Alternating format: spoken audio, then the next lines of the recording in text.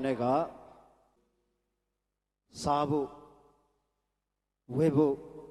내부 에리 사원이 예수래 이 서글론 사원이 에리 서글론 동구 디 아야 동구အတွက်လူတန်းကစိုးရင်ခြင်းရှိကြတယ်အခုကျွန်တော်ဖတ်ကြားသွားတဲ့ရှင်မသက်ခရစ်ဝင်အခန်းကြီး6ဟာခရစ်တော်ကိုယ်တိုင်တောင်ပေါ်ဒေသနာတော်မှာသုံးသင်ပေးတဲ့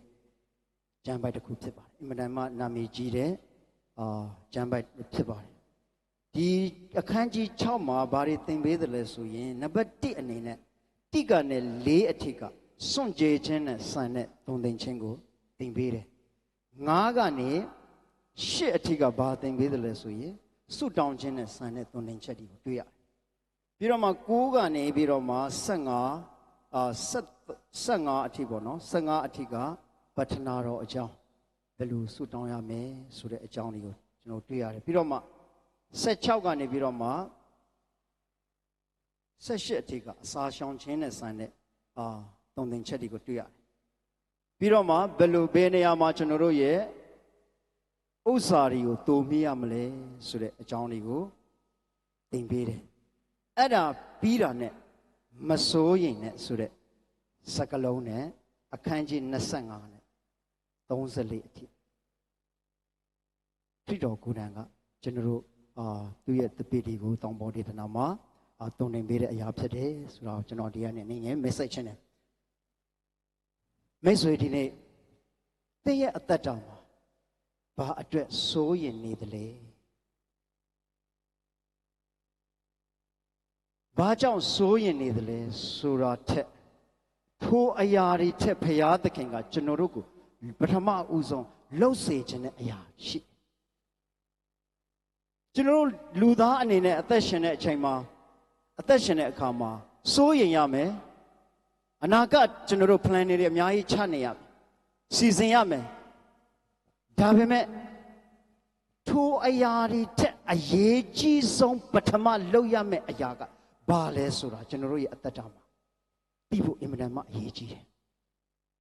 ကျွန်တော်လူသားတွေကထိုအရာအတွက်အရင်ဦးဆုံးကျွန်တော်တို့စိုးရင်ခြင်းမရှိဘဲနဲ့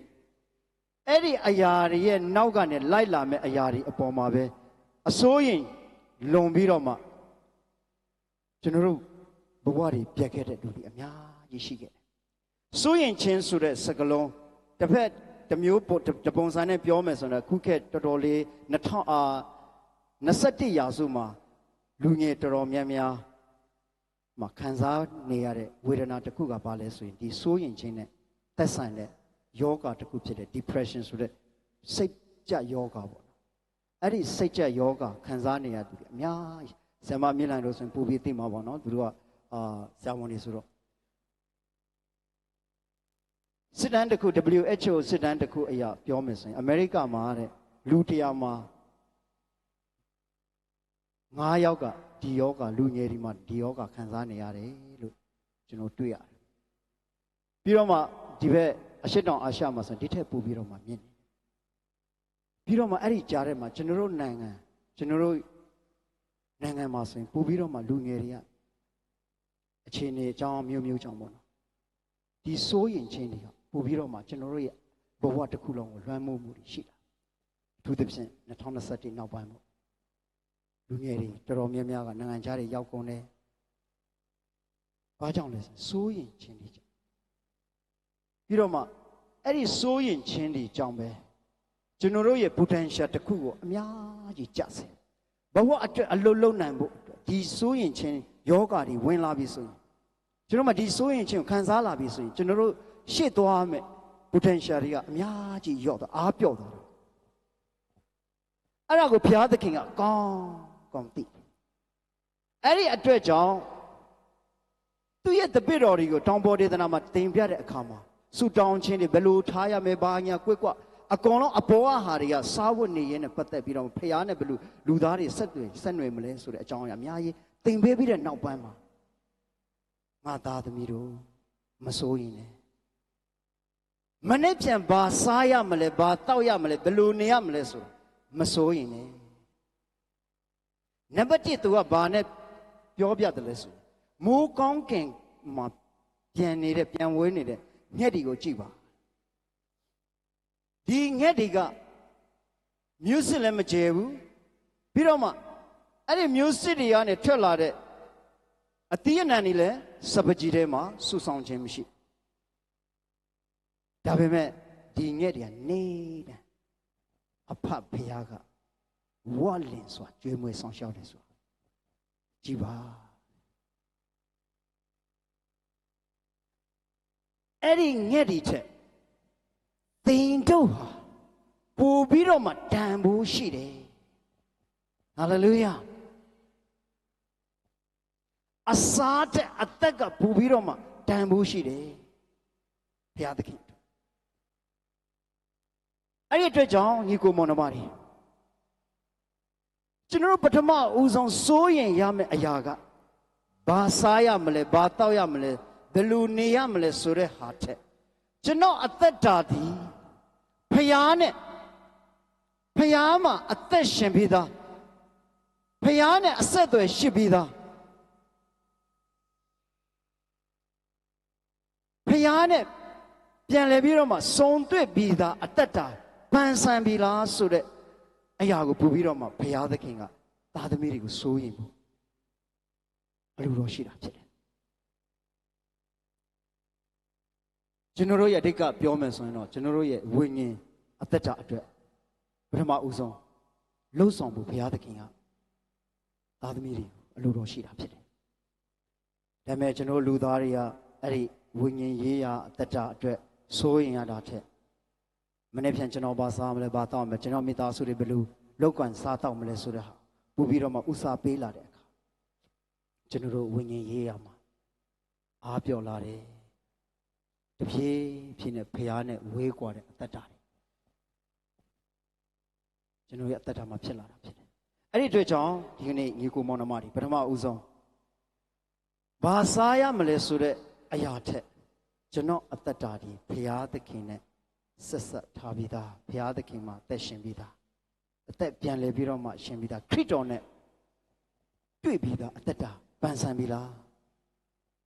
ဆိုတော့အရာကပို့ပြီးတော့မှကျွန်တော်တို့အသက်တာမှာအရေးကြီးပါတယ်။ဘာဖြစ်လို့လဲဆိုတော့အဲ့ဒီအစာတွေထက်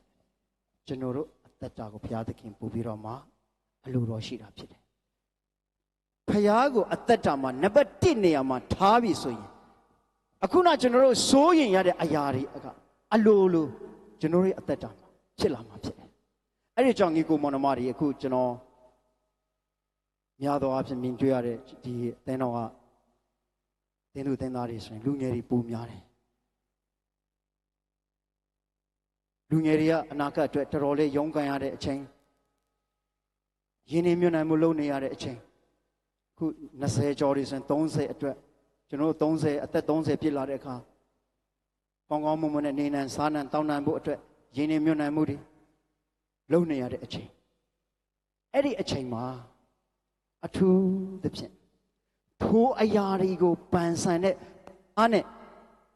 ပထမဦးဆုံးတွေ့ဖို့ဒီကိုမောင်နှမတွေကျွန်တော်ဒီကနေတိုက်တွန်းခြင်းနဲ့ခွန်အားပေးခြင်းနဲ့လောကအရာတွေထက်ဖယားကိုပထမဦးဆုံးဦးစားပေးပြီးတော့မှအဲ့ဒီဖယားကိုပန်ဆန်တဲ့သူဖြစ်ဖို့အရင်ဦးဆုံးတင့်ရဲ့အသက်တာမှာအရေးပေးပါထိုးရကပူပြီးတော့မှအရေးကြီးတယ်ဆိုတော့ကျွန်တော်ဒီကနေနေငယ်ပထမဦးဆုံးပြောခြင်းတယ်ဘာဖြစ်လို့လဲဆိုတော့ကျွန်တော်တို့ဘာလူအပ်တယ်လဲဆိုတာအဲ့ဒီဖယားက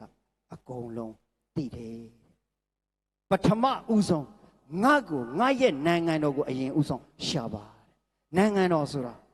ဖယားရဲ့အလိုတော်နဲ့အသက်ရှင်တတ်တဲ့သားသမီးတွေဖြစ်ဖို့အရင်ဦးဆုံးကျွန်တော်ဘဝမှာအရင်ဦးဆုံးလုပ်ကြရအောင်ထိုဖယားရဲ့အလိုတော်အသက်ရှင်တဲ့သားသမီးတွေဖြစ်ဖို့ထိုဖယားနဲ့နေ့ရက်စဉ်တိုင်းမေတ္တာဟာရဖွင့်နေသားသမီးတွေဖြစ်ဖို့ကျွန်တော်ဘဝမှာပူပြီးတော့မှအစာတွေထက်အရေးကြီးတယ်ဆိုတော့ဒီကျွန်တော်တို့ခုနဖတ်ကြားသွားတဲ့ကျမ်းပိုင်းအရာကျွန်တော်တွေ့ရတယ် တချို့တွေကြတော့လည်းမဟုတ်ဘူးပေါ့နော်လူငယ်တွေကနည်းနည်းအစိမ်ပြေတဲ့လူငယ်တွေကကျွန်တော်ရည်စားဘယ်နှစ်ယောက်ထားမလဲဆိုတော့ဘယ်မျိုးသမီးကိုဘယ်ကောင်မလေးကိုဘယ်ကောင်လေးကိုယူရမလဲဆိုပြီးတော့မှစိုးရင်တဲ့လူတွေအများကြီးရှိပါတယ်အဲ့ဒါမစိုးရင်လည်းနော်ဒီနေရာမှာကျွန်တော်တော့မသိဘူးပေါ့တိကျဆရာတော့ပိုသိမယ်ဆရာဝီလျံချစ်ပါလားမသိဘူးဆရာခဏခဏပြောတော့ကျွန်တော်သူနဲ့တိတ်တော့မရင်းနေဘူးပေါ့ကျွန်တော်ဘဝတဲ့ live ကိုကြည်တန်းဆရာဝီလျံချစ်မပါရင်မပြီးဘူးနော်ဆရာအတွက်ကလမ်းဆေးဖြစ်သွားတော့ပေါ့အဲ့လိုမျိုးပေါ့နော်လူပြိုကြီးဆိုပြီးတော့မှဟိုတနေ့ကတော့မှဆရာပြောတော့တွေ့ရတယ်စိတ်မပူနဲ့ဆရာအချိန်မတန်သေးလို့နော်အချိန်တန်လာတဲ့တနေ့ကြရင်ဆရာတို့ဆရာမတို့အတွက်ကျမဘယ်သူဘယ်ဝါဘယ်သူဘယ်လိုအဆင့်အတန်းရှိတဲ့သူနဲ့ယူမယ်ညားမယ်အင်ထောင်ကြမယ်ဆိုပြီးတော့မှအရန်ကြီးစိုးရင်တာထက်ထိုးအရာတွေကိုအကုန်လုံးလှုပ်ပေးနိုင်တဲ့ဖရားနဲ့အတူအသက်ရှင်ဖို့ကအရေးကြီးတယ်အဲ့ဒါပြီးလို့ရှင်ထိုးအရာတွေအလိုလိုနဲ့အချိန်တိုင်းဖရားတကယ်ချပေးမှဖြစ်တယ်မပူနဲ့ဘယ်တော့မှလူပြိုကြီးမဖြစ်ဘူးအပြိုကြီးမဖြစ်ဘူးနော်ဒါပေမဲ့ရှာတော့ရှာမှာပေါ့နော်မရှာဘဲနဲ့တော့မနေနဲ့ညက်တွေကလေဘုရားသခင်ကအသီးအနှံတွေအများကြီးတဘာဝစိုက်ထားပေးပြီးသားသူတို့လိုက်ပြီးတော့မှမရှာဘဲနဲ့တော့ဘိုက်တော့မဝဘူးဒါပေမဲ့နည်းနည်းတော့ရှာမှာပေါ့နော်အဲ့ဒီအရာထက်ဘုရားနဲ့သူသွားလာတတ်ပြီဆိုရင်ဘုရားကတင်လိုခြင်းတဲ့အရာတင်ရဲ့ရှိမှလာပြီးတော့မှချပေးမှဖြစ်တယ်ဆိုတာနည်းငယ်ပြောခြင်းနဲ့ပြီးတော့မှဒုတိယအနေနဲ့ तू ကဘာဆက်ပြောတယ်လဲဆိုရင်ဝိဖို့လူတွေကအရန်ဘာဝိမလဲဆိုတာအခုခေတ်ဆိုရင်ပူဆိုးတာပေါ့နော်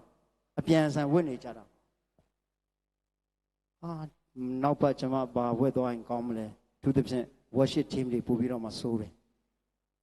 ကျွန်တော်တို့ချင်းတွေကလေချင်းရွရဝတ်ဆောင်တွေကတစ်ထဲကအနည်းဆုံးသိန်းကျော်တယ်အဲ့တော့တပတ်တစ်ခါလဲချင်ကြတော့တချို့တွေကဝတ်ရှိဥဆောင်ဖို့တောင်မှလေဘာဖြစ်လို့လဲဆိုတော့အဲ့ဒီအဝတ်အစားဘုရားကိုချီးမွမ်းကူးကွယ်ဖို့ထက်ကျွန်တော်ဘာဝတ်စားရင်ကောင်းမလဲဆိုတဲ့ဟာကိုပူပြီးဥစားပေးလာတဲ့အခါ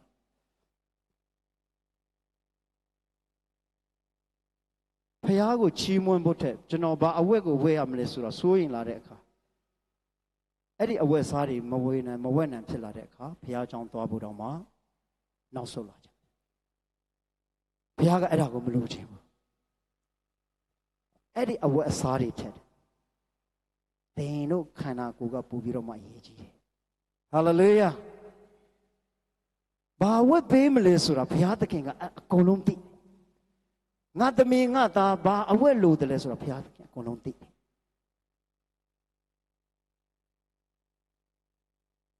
သူကဘာပြောလဲဆိုတော့ဆိုလိုမွန်မင်းကြီးကိုကြည့်ပါတဲ့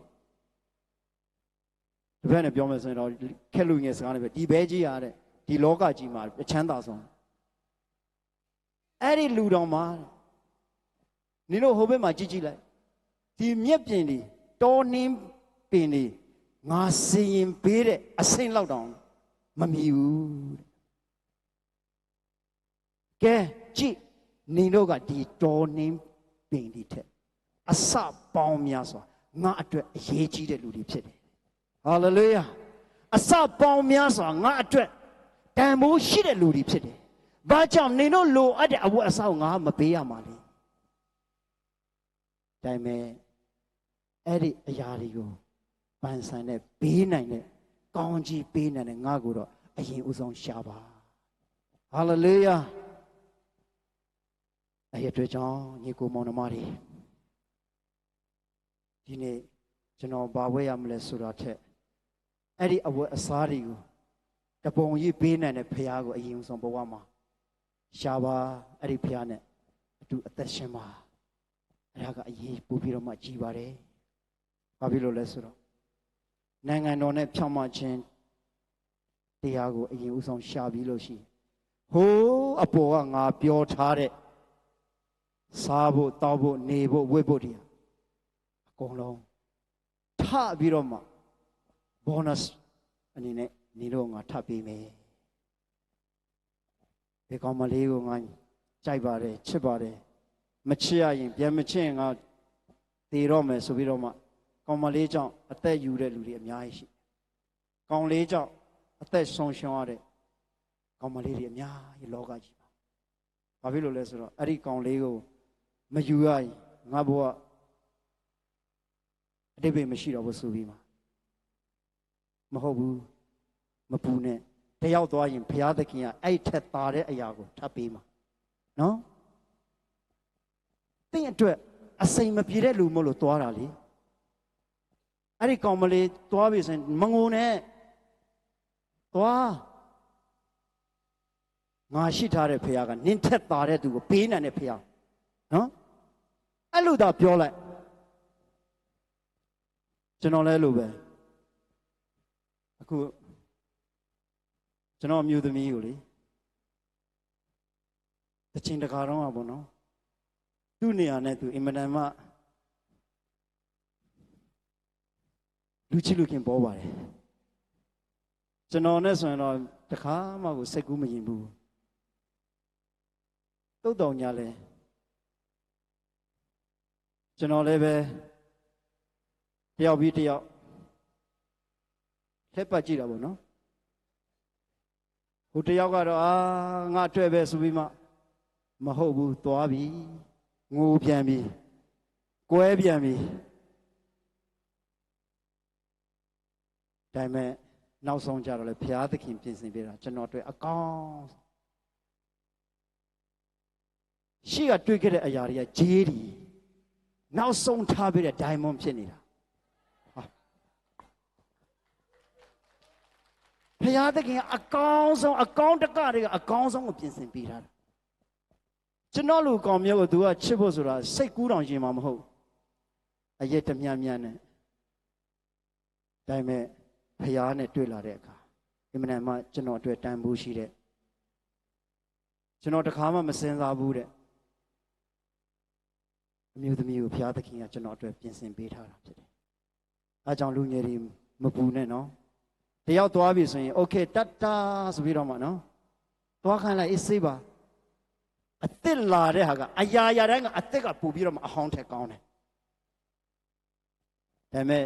တချင်းမှာတော့နော်အဟောင်းတော့အစ်စ်ကဘယ်တော့မှမမြည်ဘူးလို့တော့ပြောတယ်ဒါပေမဲ့အဲ့ဒီတချင်းကအလကားဖျားစကားနဲ့ပြောင်းပြန်ကြီးနော်ဆိုတော့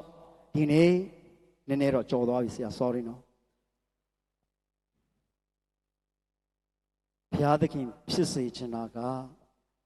ငါမနဲ့ပြန်ပါစားရမလဲဘာဝတ်ရမလဲဘာဘယ်လိုနေရမလဲဆိုတဲ့အရာတွေဆွဲလန်းပြီးတော့မှစိုးရင်ပြီးတော့မှမလှုပ်ချင်မကန်ခြင်းအသက်ပါအနာဂတ်ကိုမရင်ဆိုင်နိုင်တော့တဲ့နောက်ဆုံးယူရတဲ့အစဉ်ထိဘုရားသခင်ဘယ်တော့မှဖြစ်စေချင်တာမဟုတ်ဘူး။ဘာဖြစ်လို့လဲဆိုတော့အဲ့ဒီဘုရားဟာဂျေရမိအခန်းကြီး29 7ကိုဖတ်ကြည့်လိုက်။ဘာတွေ့ရတယ်လဲဆိုရင်သင်တို့အတွက်ငါကြံစီထားသောအနာဂတ်ဟာတဲ့သင်တို့ခက်ခဲကြုံဖို့အနာဂတ်ကိုမကြံစီပေးဘူးတဲ့။ကောင်းစားခြင်းနဲ့မျော်လင့်ခြင်းနဲ့ပြည့်နေတဲ့အနာဂတ်ကိုငါပြင်ဆင်ပေးထားတာဖြစ်တယ်။ဟာလေလုယာ။အဲ့ဒီအတွက်ကြောင့်ယနေ့ထက်မနေ့ပြန်ဒီကျွန်တော်တို့အတွက်ပို့ပြီးတော့မှကောင်းကြီးဖြစ်တဲ့နေ့ရက်တွေကိုဘုရားသခင်ကကျွန်တော်တို့အတွက်ပြင်ဆင်ပေးထားတာဖြစ်တယ်။ဟာလေလုယာ။အဲ့ဒီအတွက်ကြောင့်မနေ့ပြန်ဘာဝဲရမလဲဆိုတာမစိုးရင်လည်းမနေ့ပြန်ငါဘဝဘယ်လိုဖြစ်လာမလဲမစိုးရင်လည်းအဲ့ဒီဘဝကိုပန်ဆန်တဲ့ဘုရားနဲ့သာအတူသွားလာပါ။အသက်ရှင်ပါဒီကနေ့အောင်မြင်တော်သူများဖြစ်ဘုရားသခင်ကျွန်တော်တို့ကောင်းကြီးပေးမှာဖြစ်တယ်။အဲ့ဒီအတွက်ကြောင့်ကျွန်တော်တို့နေပြန်အတွက်စိုးရင်ပြီးတော့မှဘာမှမလုပ်ချင်မကန်ချင်တဲ့လူငယ်တွေမဖြစ်ဖို့အဲ့ဒီအနာဂတ်ကိုပန်ဆန်တဲ့ဘုရားနဲ့အတူသွားလာပြီးတော့မှအရာခတ်သိမ်းကိုအောင်နိုင်တဲ့အောင်မြင်တဲ့ယုံကြည်သူတွေဖြစ်အောင်သူဘုရားနဲ့အသက်ရှင်ကြရအောင်လို့နောက်ဆုံးအနေနဲ့ခွန်အားပေးတိုက်တွန်းရင်အာနိကုံချုပ်ခြင်းပါတယ်အားလုံးအပေါ်မှာဘုရားသခင်ရဲ့တပည့်ကောင်းကြီးပေးပါစေဒီချိန်မှာတော့ worship team တွေကိုခေါ်ပြီးတော့ worship team တွေနဲ့တခြင်းတပုတ်ဆိုပြီးတော့ဆရာတော်ကြီးကနေဆုတောင်းခြင်းအားဖြင့်ကျွန်တော်အဆုံးသတ်မှာဖြစ်ပါတယ်